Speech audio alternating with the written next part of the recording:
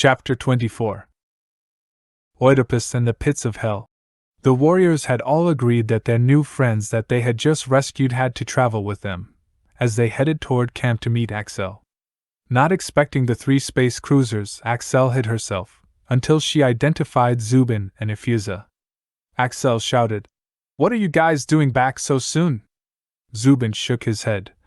"Too much to explain right now, but we must get in touch with Aldhib, because a ship is to arrive tonight at, or around midnight, and we are not sure what he wants us to do," Axel said. "There's no way to tell where he is, but I would call this an emergency." She pressed the emergency button on her wrist. Simultaneously, everyone's communication devices vibrated, allowing everyone to see everyone else's location on the device. Aldhib called within 2 seconds. "What is it?" Aldhib asked. Axel said, "We have information that they expected the ship to arrive tonight around midnight." Aldhib said quickly, "Good work, and I will contact you later. Stay safe until you hear back from me." Aldhib quickly called Wanyanyekavu. "There is a ship that will be here in about 4 hours. Wanyanyekavu said, "Stay put, we will be there in 3. And disconnected. Aldhib said to himself out loud, 3? How in the fuck you going to do that? Wanyanyekavu yelled the battle cry to the top of his lungs and left Obe, Elijah, and Elisha and their men behind while the rest got on the jet ships and headed to Cuauhtémoc. Meanwhile, Axel and the rest at Vista Hermosa rested, for Axel had already prepared a meal for them in advance. They waited for Wanyanyekavu and his battalion since Aldhib and his crew were already hidden inside the main complex at Colonia Anahuac, awaiting Wanyanyekavu's arrival. 37 jet ships raced to Vista Hermosa, arriving just shy of 10:45 p.m. Wanyanyekavu radioed in just before he arrived there to check everyone's location and the situation at Vista Hermosa. Leaving the space cruisers there at Vista Hermosa, Axel was upset because the only thing she did all day was cook.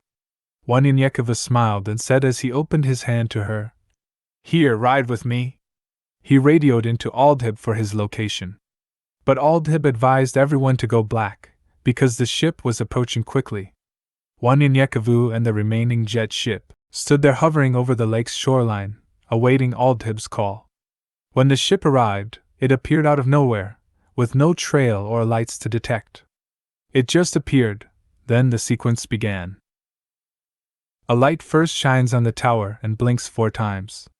While the ship rotated at 180 degrees, then back to 0, then 360 degrees, it happened twice before 2 large doors slowly opened in the lake. The water splashed wildly as the ship approached the shore. Once the doors were open, there appeared to be a force field that prevented the water from going inside the opening. Then the spaceship made loud noises, and the force field created a pyramid-like shape, and steam appeared. Wanyanyekavu and the rest of his warriors began their race to the location in a V formation, and the V formation quickly became a U formation. At this time, the spaceship began its 360-degree counterclockwise rotation, and a beam of light shone into the opening. Aldhib radioed Wanyanyekavu. "According to Jamie, it's about to release the people inside." Just as he spoke, you could see the people covered in a clear gel lowered down in the beam of light. Wanyanyekavu arrived right when the 3rd person was being lowered into the opening. By this time, they were in their O formation and surrounded the ship. Wanyanyekavu ordered all speedsters to go up in the ship by the beam. Grace, Axel, and 2 more speedsters ran up the beam of light. Right when Axel entered the ship, guards noticed the intruders and the gun turrets on the building started firing upon Wanyanyekavu. Aldhib and Joy quickly destroyed the turrets as Joy created an electrical blast. Then 10 jet ships broke formation and quickly returned fire to the rest of the men as Aldhib, Joy, and Amardad forced their way into the tower. The people from the different towns and villages started running frantically away from the scene as more men showed up. Another group broke off the formation as Wanyanyekavu himself moved toward the opening. Seeing the bodies being lowered, he radioed the speedster to find the ship's pilot so they could land the ship, but they couldn't find the ship's pilot. "Grace! Found the pilot and force him to land that ship!" shouted Aldhib, then looked at Joy. Damn, I got distracted. Thanks, baby. You just saved my life. The bodies stopped descending from the ship. It rotated accordingly and landed near the lake, forcing the men out of the ship as the large door opened up. Wanyenyekevu stood there atop one of the doors as the rest of his warriors landed their jet ships nearby. Jom and about 20 men approached Wanyenyekevu. Scratching his head, he said, "All Abenian technology and weaponry, but not one Abenian is here." Daniel entered the spaceship and peeled the gel off one of the individuals inside. Daniel hit the man on his back, and the person started to breathe. He was fragile, and his breathing was faint. Daniel yelled out to Wanyenyekevu, "Wanyenyekevu! They are alive, but I need help peeling this gel off." The people from the towns and villages stood by watching, and Wanyenyekevu said to one man, "You." The guy pointed to himself. "Yes, what is your name?" The man said, Sanchez, I need you to gather some men." Wanyenyekevu paused and yelled back at Daniel, "How many people are in there?" Daniel said, "Over 1,000. Turning back to the man, Wanyenyekevu said, "Get all these people and go help the man inside." And the man did just as Wanyenyekevu ordered. The people were confused about what was happening, thinking that they had just been saved, in the back of their minds, but they asked themselves, was this man just as evil as the last tyrant? Wanyenyekevu radioed, "I need to transport over 1,000 people back to Madin at Altenware." The bus driver that Zubin saved told Zubin, "The buses we use every morning can carry plenty of them to your camp, and there are more at the depot, as well as Skycraft. We will be more than happy to drive them there." Zubin radioed to Wanyenyekevu, "Give us a few minutes, we will have more than we need." The old man and his wife, along with the people on the cruisers, guided Zubin and the rest of the warriors to the bus depot. On their way there, the old man, teary-eyed, asked, "Why would you save us from our oppressors, Oedipus and Abeni B6? Who are we to receive such a reward, or what are they searching for?" Zubin smiled. "It is our leader, a very proud and spiritual leader, who has led us to salvation, to enlightenment, and Sabaoth. It is he who questions what is going on here, with his people." The old man said, "His people? Is he Wakatilian?" Zubin, pointing at Wanyenyekevu, "That's him there, isn't it obvious?" The old man said, "Okay, yes, but he mustn't journey down to the abyss, at least not now. If you honor this man, don't let him go down there, at least not tonight." Zubin radioed Aldhib, "I was just advised that it would not be wise to let Wanyenyekevu go down in that hole that they are calling the abyss, at least not tonight." Aldhib said, "Why is that?" Zubin said, "I was only advised that it would not be wise for him to go down there, at least not tonight." Aldhib said, "I'll see what I can do." Aldhib is unsure what to do as he tells Joy and Jom, with a few other warriors, what was said to him, and they approach Wanyenyekevu. "Please, we do not know what is down there, but we've advised not to allow you to go down until morning." Wanyenyekevu said, "Whatever is down there, I can handle it, and it'll be all right." Jom looked at Wanyenyekevu. "I feel you should wait until morning." Wanyenyekevu smiled. "Okay, I'll wait, my friend." That night, they pulled 2,695 people from the spaceship. Upon listening to the advice of his friends, everyone but Wanyenyekevu went down into the abyss, and pushed out an additional 665 people that were alive. All night long, as rumors spread throughout the land, the entire territory was shut down as the people rushed to reach the location of the abyss. By 6 a.m., the buses started arriving, moving all the people from the ship and the abyss back to Madin at Altenware. The locals volunteered and began taking people to Madin at Altenware, and the rest began taking some of the locals back home. The last bus left about 1 p.m. Wanyenyekevu camped out at the opening with 15 of his warriors. Wanyenyekevu watched the last bus leave, and many of the locals had gone home. Tried and weary, he decided to wait one more day to venture into the abyss. His warriors were sitting by a campfire while the women prepared food, given to them by the locals. Jom walked towards Wanyenyekevu. "About 20 more minutes and you can eat. You have to be tired, Waninyekova said. Yes, I am. Scratching his head and yawning, Waninyekova repeated himself. Yes, I am. Closing his eyes for a second, Waninyekova said, I'm too tired to even think about the abyss and its content, but as soon as I get up, we all shall see what it is that they didn't want me to see. Joan said, I am curious as well. Enjoying a great meal and a few minutes of discussing what had happened that day, Waninyekova finally went to sleep that evening at 4 p.m. Waninyekova finally woke up at 6 a.m. Everyone approached the abyss. He left 2 men up top while he and the others headed down the abyss using the jet ships. They descended slowly down the deep room with their lights on about 200 feet as they all looked around. This is an enormous place, echoed Joan's voice. Waninyekova shook his head. Yeah, pretty much what Kenji said. A few warriors landed. Someone finds the lights, or something in here. Joan ordered his warriors. Would you like for me to turn the lights on? Everyone was up in arms until they saw a large, computerized female face appear in front of them. My name is Isabella. I didn't mean to startle you. Would you like for me to turn on the lights? Waninyekova said. Hi, my name is Waninyekova. What is this place? Abella said.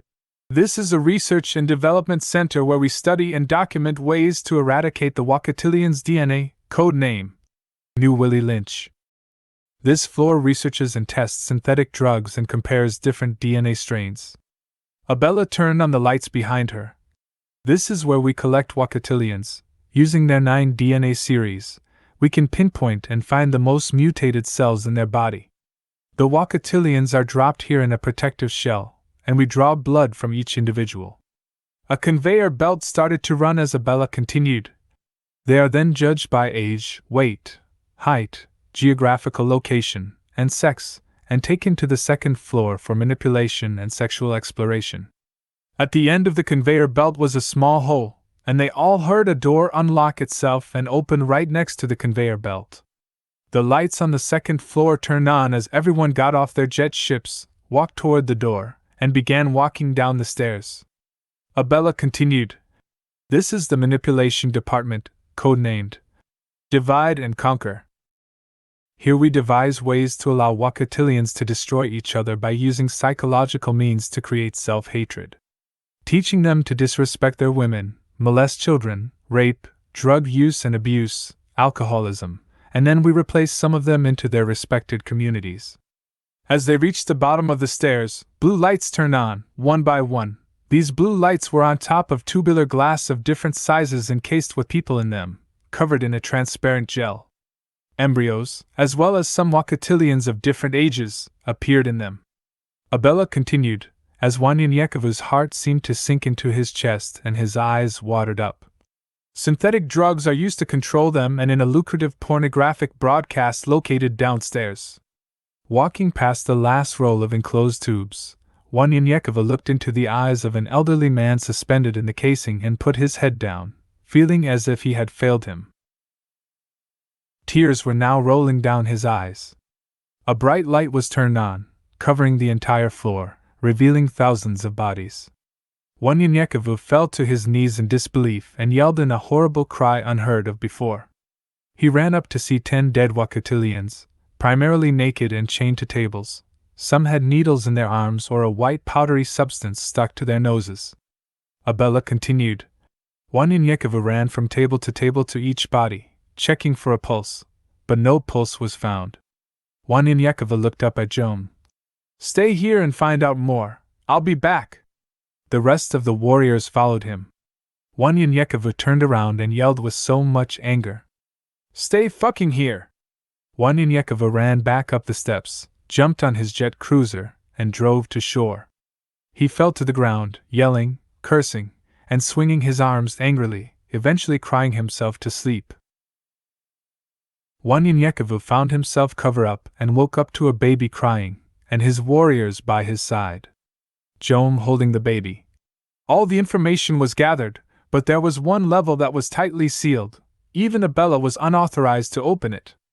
Wanyanyekova stood up. I wanted to apologize for my words and actions. It was unlike me, and I repent to you for it. Please forgive me. Wanyanyekova looked around him, and thousands of people surrounded him. What is this, and whose baby are you holding? Jom said. The people are here to thank you for destroying their oppressor, and the baby was found in a cage. Wanyanyekova looked at the baby and saw it was from the same tribe and clan as Obe. He turned to talk to the people, but they couldn't hear him. Jom handed him a bullhorn. My friends, my name is Wanyanyekova. We have much to talk about, but I must bury my people. The crowd yelled. We will bury them, for you. In tears once again he said, Thank you, for it would have been challenging for me to do it. Wanyanyekova handed Jom the bullhorn and said, Dekarish. Jom looked at him strangely, and Wanyanyekova smiled. The baby's name will be Dekarish. The crowd divided themselves into groups and began to bury the Wakatilian people that were in the abyss. While Wanyanyekova separated himself from everyone, taking his jet ship on top of a tall mountain, and wrote, Why? In the beginning, we were people of different beliefs. We spoke several different languages. Yes, we were great in our own way. The largest continent in the world. Even today. Some even refer to her as a girl, a woman, the mother. Africa. Riches include gold, diamonds, and pearls. The beginning of civilization was started in her. Yet, having so many accomplishments, got credit for none. Creating pyramids, that are scientific wonders of today. Numerous things, that are even used today. Wakatilians today, Negroes, but Africans back then. Let's just call it yesterday. Still unique, different, very simple people. Still not given credit that they are due. Why? Even back then, there are so many people that I could name. From the past to the present, but I won't, for we all know their names. My problem is, why? Why should any human being have to defend themselves? For being a certain race, creed, or color? The past is truly the past. That we learned from. Ignorance played a major part in the Europeans' hearts, which thought they were superior back then. There are even some of those that think that way today. We were murdered, but it was as if killing a fly. We were beaten, much like I've seen some people train a dog. Women were raped, children molested, men tested. Just considered simply as stock. Why?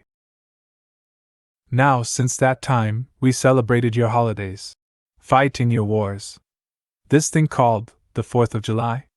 But who really won their independence? Give me liberty or give me death. Someone once said, but whom did he refer to? They got their liberty. We were sentenced to death. All men are created equal. Except for those of us who were considered savages in those days. Simply because we couldn't read or write in their language. They couldn't understand ours. Did we call them savages? All this for the sake of liberty, they say. But none of it was for us. We fought more wars, but died in vain. Why? Our fathers, our mothers, our children, our ancestors were murdered. Why? I write not to instill hatred for anyone. Just love.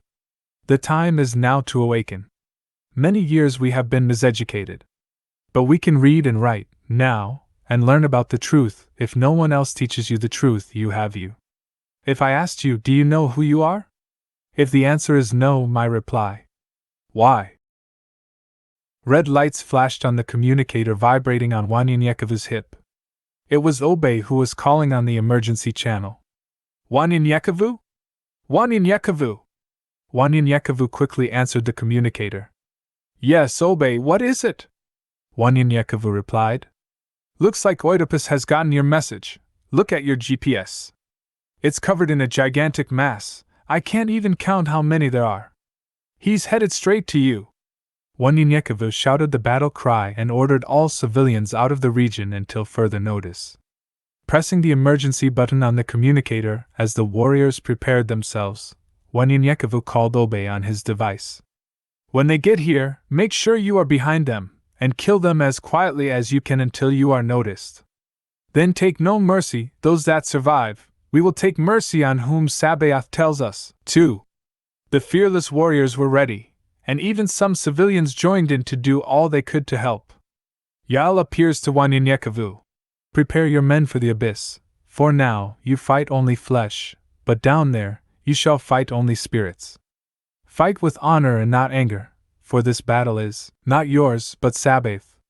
And then he disappeared. Only miles away, Wanyanyekavu gathers all the warriors, opens his communicator, and says the survivor's prayer.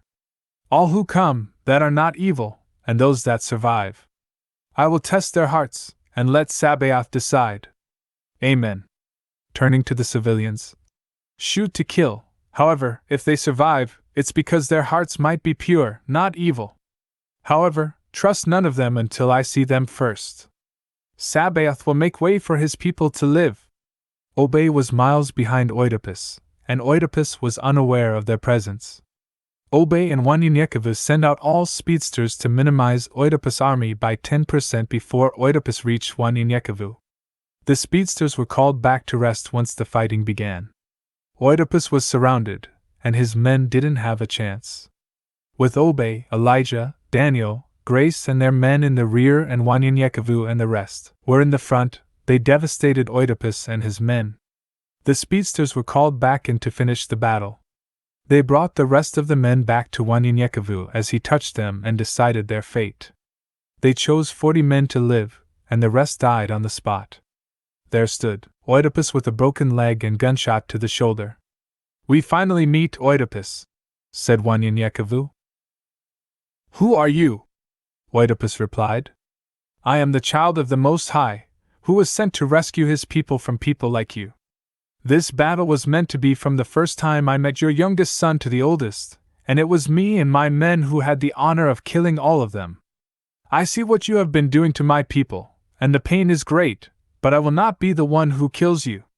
Sabaoth's children shall have that honor. Oedipus replies. Fuck you, and your damn people, and spits on the ground in front of Wanyanyekavu. Interrogate him for all and any information needed, and let the people have him. Wanyanyekavu said to Jom, as he turned and walked away. After days of interrogating, the men, women, and children all attacked and killed Oedipus. Wanyanyekavu met Obey, and discussed what to do with the dead. Later that night, Wanyanyekavu was sitting down as Obey stood up. Obey, have you discovered your gift yet? Obey said. No, but I've been fasting and training when it comes. I guess it will come. Wanyanyekavu took out his Colt 45 and shot Obey. Obey yelled, What'd you do that for? Wanyanyekavu said. A few times I've seen you hit and stabbed and you didn't even know it, and Sabaoth never showed me in any vision of harm coming to you. Plus, look at you. You've been standing in a pile of burning red-hot coals for at least 10 minutes, and you didn't say a word, and by the way, when I shot you, you didn't feel a thing, you just reacted to me shooting you. He grabbed the bullet from off the ground and gave it to him. And one more thing. Tapping on his earpiece. Jom bring de Karish. Grace approached them with the baby. Here is your kinsman. May he grows up to be your greatest gift, a son. Obey was excited and happy and started crying, as Wanyanyekavu walked away and started praising Sabaoth. Later that day, Wanyanyekavu called everyone together. It is now time to enter the abyss.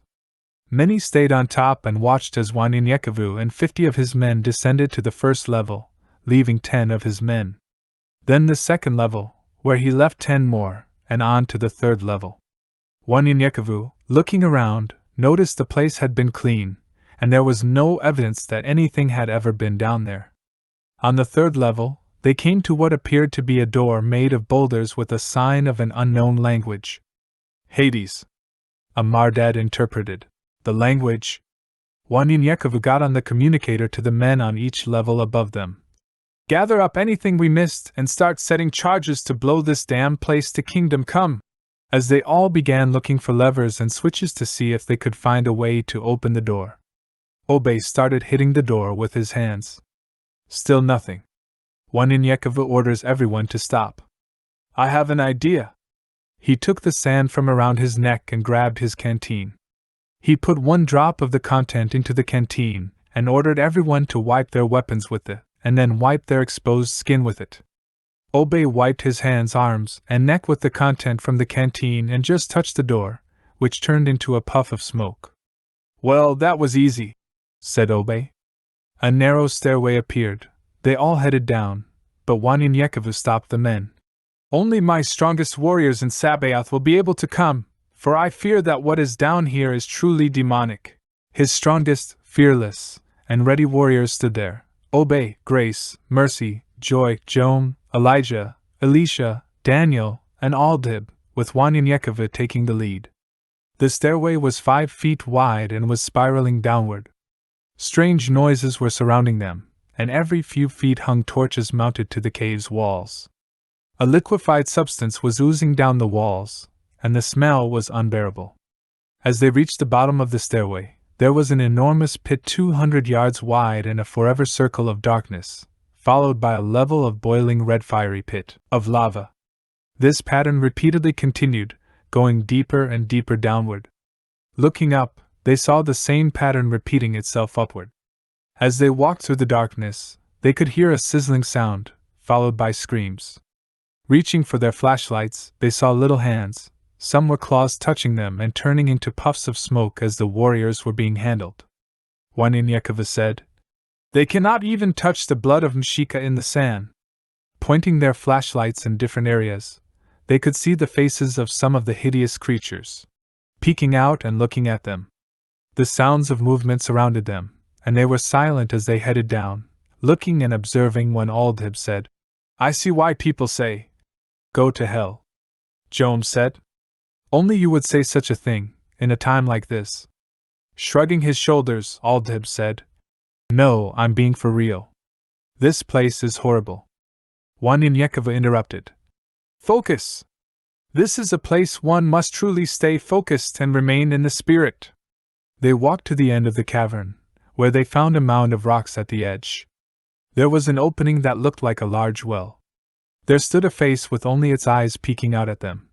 "What the fuck are you doing in here again, Wanyan?" Wanyan said. "Again?" Then he thought about his dream he had years ago. The creature interrupted. "Fuck that, get out!" As he raised from the hole, it stood 10 feet tall, and it was hideous. Horns grew out of its head, and bear-like claws grew out of its hand. It shouted something, and thousands of minions of all sizes quickly surrounded them. Wanyan and his warriors quickly formed a circle with their backs turned against each other. "Who are you? And how do you know my name?" the beast said. "I am Astia, the commander and ruler of Sloth. I am well aware of your foolishness, and today it will stop." The beast shouted to the minions, and they attacked. Wanyan and his warriors attacked the minions. They turned into puffs of dust as the warriors fought back using their weapons and gifts. Wanyan gave command every 10 minutes before he ordered Elisha to form a dome. When it was time, he counted down. 5, 4, 3, now! And everyone got in it. All the creatures leaped at them but landed on top of Elisha's dome as Wanyan poured a drop from the canteen onto Elisha's hands, and all the creatures that came in contact with the dome turned into dust. The entire dome was covered in soot, and it blinded them within the dome.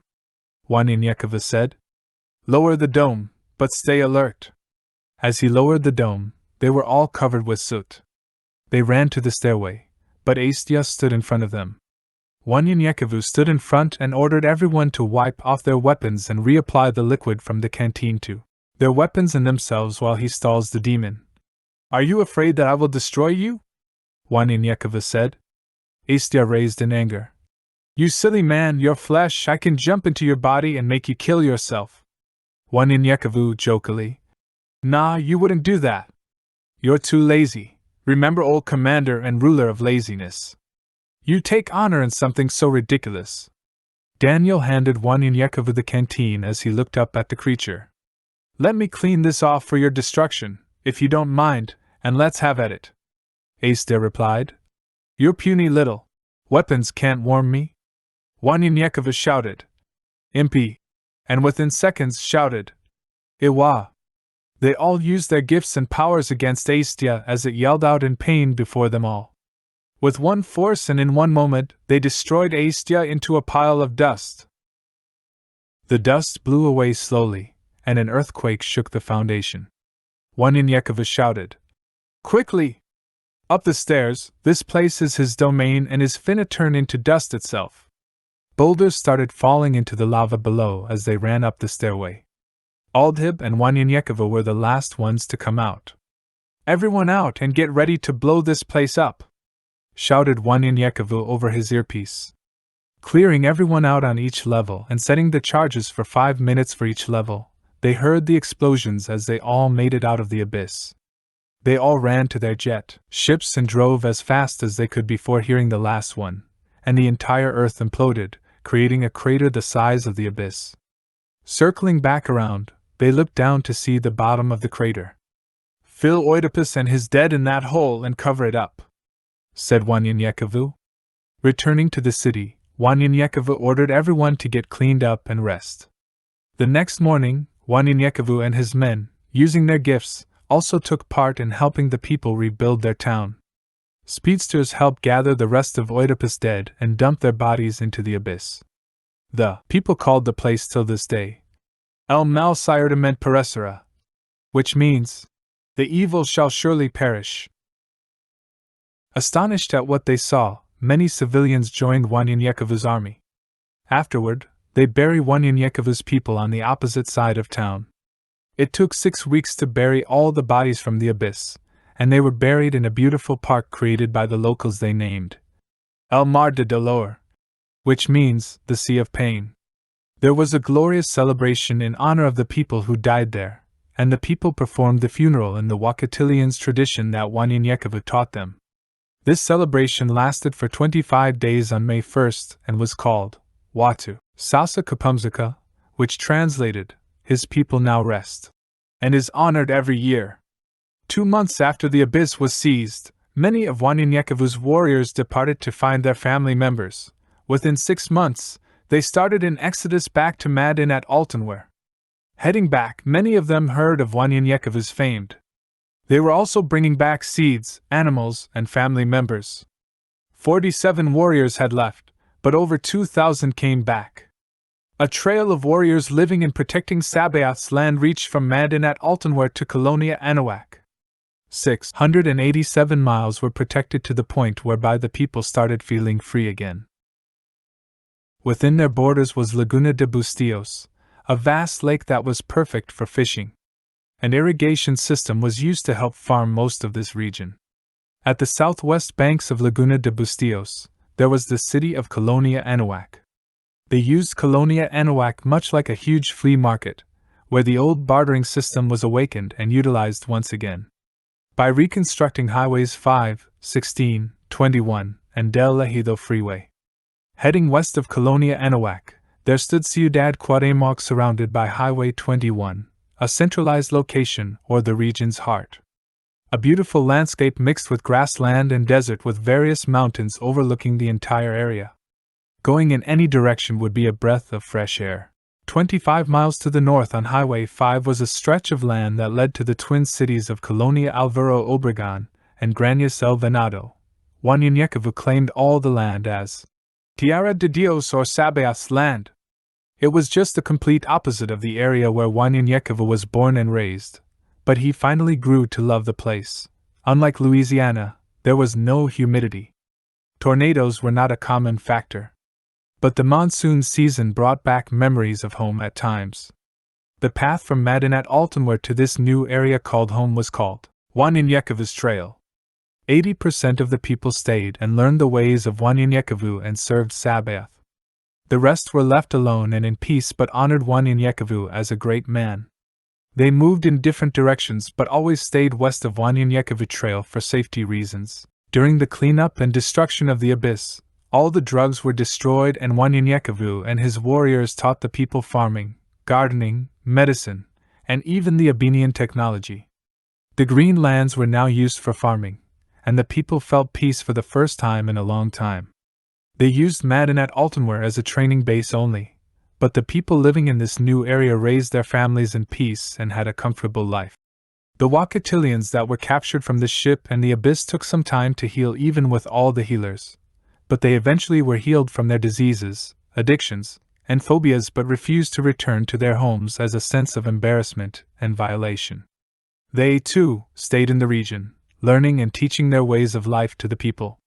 It took these Wakatilians a while to adjust to living around the Kompyutans and Anakataas, who worshipped Sabaoth. Once it was proven, they, too, received gifts and powers from Sabaoth that were unimaginable. The population grew to 769,000 men, women, and children, all qualified to be called fierce warriors. These people became known as mestizos. The end.